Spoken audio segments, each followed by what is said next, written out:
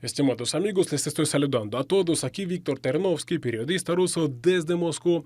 Este video lo estoy grabando por la siguiente razón. Parece que ahora sí sabemos qué es lo que le dijo el presidente ruso Vladimir Putin al mandatario estadounidense Donald Trump durante su última conversación telefónica. Y vamos a recordar que uno de los resultados principales de esta conversación telefónica es que Donald Trump abandonó por completo el tema de un potencial suministro de misiles estadounidenses Tomahawk con una enorme capacidad destructiva al régimen de Kiev. En otras palabras, Vladimir Putin le dijo algo que le hizo a Donald Trump cambiar de opinión en cuanto a la participación de Estados Unidos en el conflicto ucraniano. Ahora, ¿qué es lo que le dijo Vladimir Putin a Donald Trump? Y aquí van mis versiones que me parecen que tienen mucho fundamento. Primeramente, obviamente, Vladimir Putin le demostró con datos a Donald Trump la verdadera situación en el campo de batalla. Es decir, le demostró quién está ganando sobre el terreno, quién está avanzando, y quien está ganando son las fuerzas rusas. Y Vladimir Putin, todo apunta a que le demostró a Donald Trump esa situación con datos y le convenció a Donald Trump de que Ucrania y sus aliados europeos en este caso están perdiendo. Aquí me parece que habría que hacer un comentario muy importante que tiene que ver directamente con ese tema, porque parece que Donald Trump está siendo constantemente desinformado, en particular en cuanto al conflicto ucraniano, y no solamente sobre el conflicto ucraniano. ¿Cuáles son mis pruebas? Y las pruebas son las últimas declaraciones en una reciente entrevista por parte del propio enviado especial de Donald Trump, Steve Witkoff, en particular, es enviado especial de Donald Trump para los asuntos de Oriente Medio. ¿Qué es lo que reveló recientemente en una entrevista Steve Witkoff? Porque él viaja constantemente, en particular a Israel, a Qatar, mantiene conversaciones con Hamas, con las autoridades de Palestina, es decir, tiene toda la información de primera mano. Luego, con esta información, vuelve a Estados Unidos para reunirse en la Casa Blanca con Donald Trump para descubrir, según las palabras de Steve Witkoff, que Donald Trump, la información que tiene sobre estos países es tergiversada e incluso opuesta a la que tiene sobre el terreno, ¿no? Steve Witkoff. En ese sentido, denunció Steve Witkoff que Donald Trump está siendo desinformado, en particular por la Agencia Central de Inteligencia estadounidense. Es decir, le está desinformando sobre la situación en Oriente Medio y seguramente también sobre la situación en cuanto al conflicto ucraniano. Y Vladimir Putin le mostró algo a Donald Trump que le hizo cambiar de opinión sobre la verdadera situación allá en Ucrania. El otro tema que seguramente estuvo presente sobre la mesa es la capacidad de la industria militar rusa.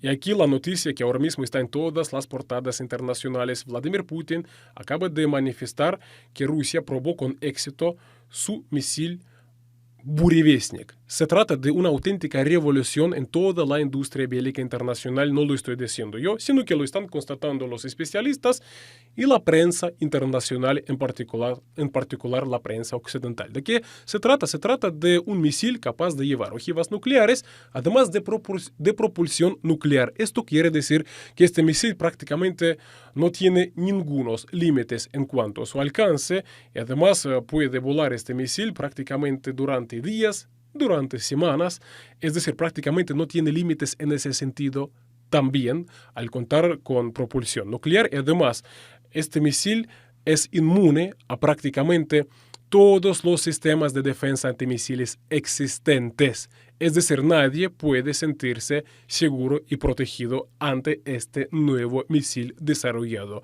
por Rusia. Y me parece que Vladimir Putin le dijo a Donald Trump sobre este misil. Además, vamos a recordar que recientemente, prácticamente hace unos días, Rusia realizó un enorme ejercicio de todos los componentes de su tríada nuclear, es decir, sus componentes terrestres, marítimos y aéreos. En este último contexto se trata de bombarderos capaces de llevar misiles con ojivas nucleares. Es decir, me parece que Donald Trump escuchó este mensaje por parte de Rusia. Además, lo que escribe la prensa es que este misil ruso Burevestnik prácticamente anula lo que es la llamada cúpula dorada que está construyendo Donald Trump para proteger a Estados Unidos de cualquier ataque por parte de su adversario. Lo que pasa es que este misil Burevestnik prácticamente anula y arruina este sueño del mandatario estadounidense. De manera que parece que Donald Trump dio marcha atrás. ¿Cuál es la muestra de ello? Que abandonó el tema del suministro de los misiles Tomahawk a Ucrania. Ahora, ustedes pueden decirme, Víctor, ¿pero qué estás diciendo? Donald Trump no abandonó el tema de seguir presionando a Rusia y de hecho impuso sanciones contra el sector energético ruso. Algunos dicen que son las sanciones más severas contra las principales petroleras rusas. Pero yo les aquí voy a responder lo siguiente. Rusia ya es el país más sancionado de la historia, como mínimo desde el año 2022. Y hasta ahora su economía sigue creciendo, mientras que economías como por ejemplo las de la Unión Europea o muchas economías de la Unión Europea que no están siendo sancionadas por nadie, lo que están haciendo es estar en recesión, como es el caso de Alemania. Nadie sancionó a Alemania, pero su economía está cayendo a pedazos, mientras que Rusia, el país más sancionado de la historia, con más de 30.000 sanciones, está creciendo. Y de hecho la propia prensa occidental, los medios hegemónicos están constatando de que Rusia ya tiene una enorme experiencia en superar todo tipo de trabas para que Rusia pueda exportar su petróleo. Tiene toda una estrategia para sortear este tipo de sanciones y prácticamente dar por seguro que estas sanciones prácticamente no le van a hacer un gran daño a Rusia en cuanto a sus ingresos por las exportaciones de hidrocarburos. En otras palabras, se trata de una medida bastante simbólica por parte de Donald Trump.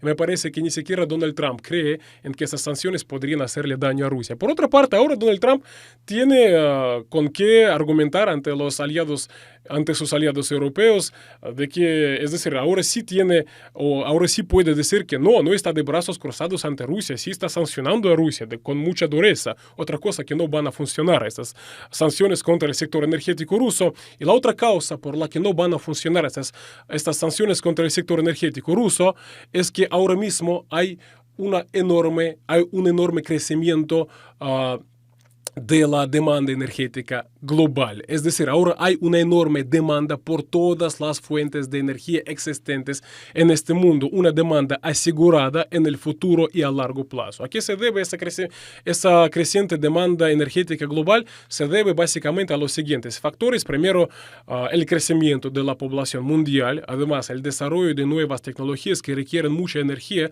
como es el caso de inteligencia artificial, de blockchain, de tecnologías para el almacenamiento y procesamiento de datos. Todas esas tecnologías requieren mucha energía y además el desarrollo tecnológico y económico, sobre todo de países en la región de Asia-Pacífico. De manera que, vuelvo a repetir, lo dicen los especialistas, lo dicen los expertos, lo dicen todas las estadísticas, hay un crecimiento de la demanda energética global a largo plazo en el futuro por todas las fuentes de energía, hidrocarburos, energía nuclear, centrales hidroeléctricas, fuentes de energía verdes. En otras palabras, ahora estamos en una situación en la que no se puede sacar a prácticamente nadie del mercado energético global. En otro caso, significaría perturbar y golpear fuertemente, atentar prácticamente contra la estabilidad económica internacional. Y de hecho, esas sanciones contra el sector energético ruso por parte de Donald Trump ya provocaron un crecimiento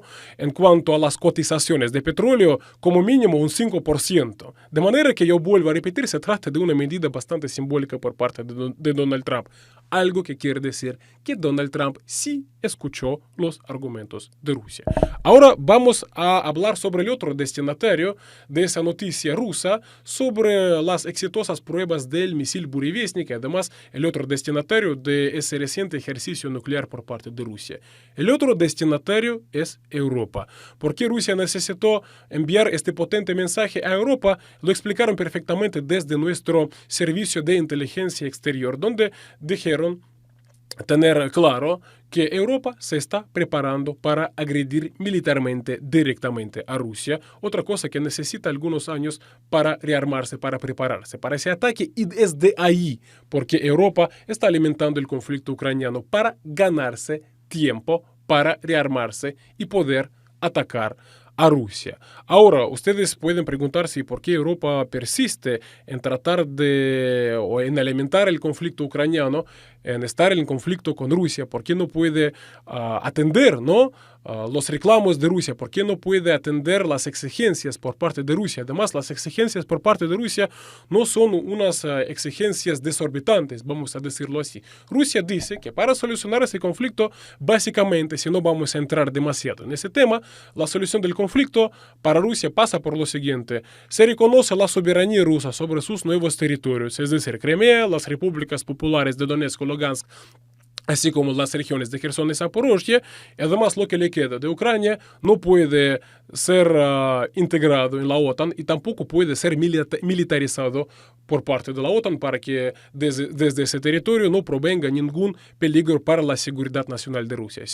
Si así se entienden esas exigencias por parte de Rusia, el conflicto ya lo tendremos solucionado. Pero no obstante, Europa persiste en desatender las exigencias por parte de Rusia, sigue alimentando el conflicto. Yo acabo de explicarles que una de las razones es porque necesita de tiempo para rearmarse. Además, Europa persiste en alimentar ese conflicto porque atender a las exigencias de Rusia sería reconocer el error de haberse metido con Rusia como mínimo desde el año 2022. De manera que la ciudadanía comunitaria del viejo continente tendría la pregunta: ¿y para qué entonces se enviaron tanto dinero? Decenas y decenas de miles de millones de dólares, de euros, en sostener a Ucrania, porque si se reconocen, si se atienden las legítimas exigencias de Rusia, entonces resulta que todo este dinero son impuestos en particular del ciudadano comunitario, fue directamente al basurero. De manera que por esta razón, para no tener esta conversación incómoda con su propia ciudadanía, persisten en lo de la amenaza rusa, en lo de que hay que seguir haciéndole frente a Rusia, por esta razón. Y además, otra explicación que me parece bastante válida, porque además el conflicto ucraniano es un enorme negocio para, vamos a decirlo así, determinadas figuras y determinadas fuerzas allá, en particular en la Unión Europea. Obviamente todos, me parece que tenemos clarísimo que siempre quienes ganan con conflictos son las armamentistas, son las empresas de armamento. Obviamente tienen sus intereses. Además, ahora mismo con el aumento del presupuesto que se destina a la OTAN por parte de los países de Europa, también sabemos o también podemos deducir que hay muchos quienes ganan con eso. Y además todo ese negocio de enviar dinero, de comprar armamento para Ucrania, hay que decir que todo eso, todos estos esquemas, todos esos procedimientos, todo ese negocio es bastante opaco. Es decir, hay mucho lugar a corrupción. Y yo dejo a sus criterios, a su juicio, quienes ahí en Europa están ganando con ese conflicto. Y yo estoy hablando sobre todo de la corrupción. Solamente yo podría mencionar o al menos señalar a algunas personas que por alguna razón son los grandes promotores de seguir alimentando el conflicto, como en particular es el caso de la presidenta de la Comisión Europea, Ursula von der Leyen. Tan solo para citarles un caso. Ahora, ¿por qué Europa persiste en alimentar este conflicto? Y me parece realmente que aquí tampoco podemos descartar la siguiente versión. Espero que ustedes no me acusen de teorías de conspiración, porque desde Rusia se está denunciando constantemente el resurgimiento del nazismo, del fascismo en Europa.